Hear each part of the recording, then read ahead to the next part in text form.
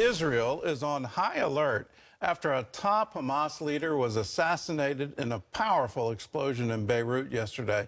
That strike could lead to an all-out war along the border with Lebanon.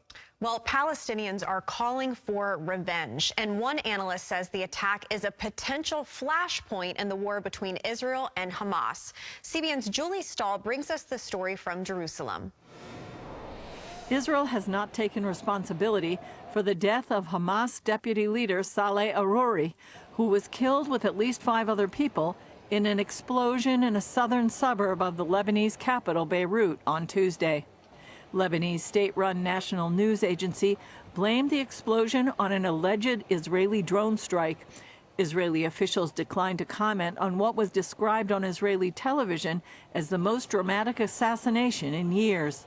Aruri was one of the founders of Hamas's military wing, the Izzadin al-Qassam's brigades. He had been operating out of Lebanon as a guest of Hezbollah.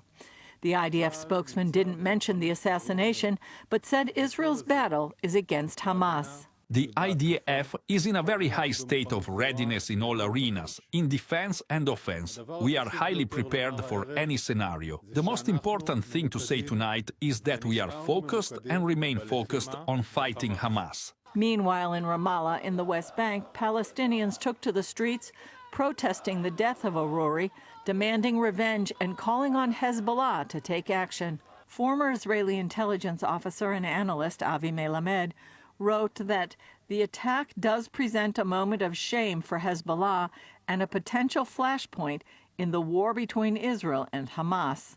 Hezbollah is known to have a far more extensive tunnel network than Hamas and has more missiles which can reach all of Israel. On a visit to troops in Gaza, Israeli Defense Minister Yoav Gallant said that without a clear victory, Israel will not be able to live in the Middle East. We must emerge victorious for 2 reasons.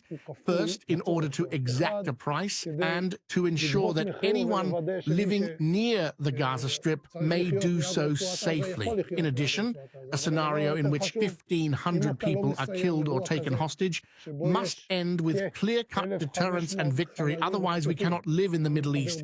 As such, we are determined to achieve our goals.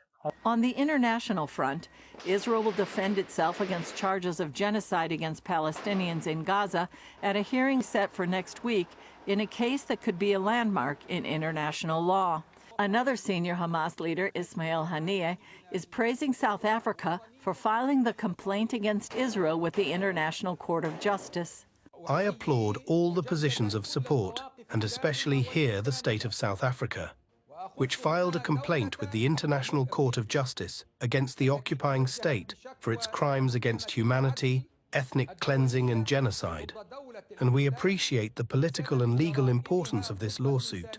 South Africa charged that Israel is violating the 1948 United Nations Convention Against Genocide. While the Hamas rapist regime does everything to maximize civilian casualties with its despicable human shield strategy, Israel is employing measures unprecedented in the history of warfare to minimize civilian casualties. Government spokesman Elon Levy says South Africa is standing on the wrong side and supporting the Nazi-like massacre of Israelis by Hamas. The state of Israel will appear before the International Court of Justice at The Hague to dispel South Africa's absurd blood libel. The case could last for years. For now, Israel continues its military operations in Gaza along its northern border and for the return of its hostages. Julie Stahl, CBN News, Jerusalem. Well, once again, this is incredible doublespeak on the part of the international community. To accuse Israel of war crimes here is absolutely absurd. They were the one who were the victim of the attack on October 7th. And we all need to keep in mind there are still hostages, Israeli citizens being held hostage by Hamas.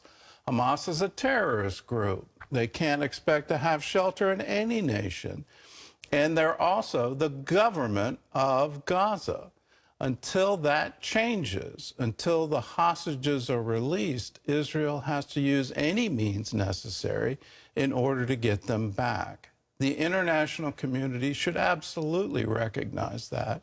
And I hope the Palestinian people start to recognize Hamas is their enemy too. This ideology to wipe Israel off the map, these chants of from the river to the sea, that's the chant for genocide. That's the chant for ethnic cleansing.